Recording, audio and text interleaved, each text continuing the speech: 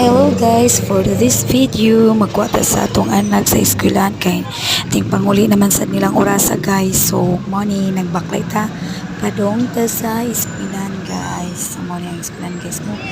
Nya kay medyo nag-ulan magkamay guys, taligsik man no, nagpayong lang tadi guys.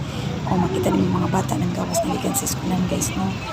Nya nabasa kayo ang dalan guys, napasana guys ning baha ang kanal sa gamay ulan muna guys, ulan gamay bahag dako bitaw muna gid sa syudad guys, dali ra gud pabahaon no.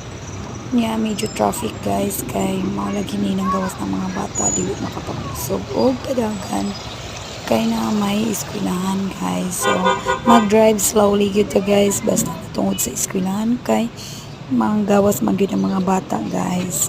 Mana para likay sa disgrasya guys no.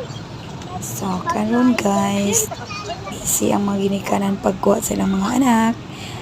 Ay, uban nagguwat kay napay banuan gawas pa sa ilang room. So kini mga ginikanan ko to bagod sa gate. Muna sa dako guys, pasulod ko guys, tanawon ako ang bata kung nanabas sa ground nga magpaduol man na siya nun sa gate guys. Wala na siya kung ano siya pangitaon kay kini laging bata magduwa-duwa pa. Di yun may mutang mura nagnakabuhi sa turil basta makagawas na sa classroom guys.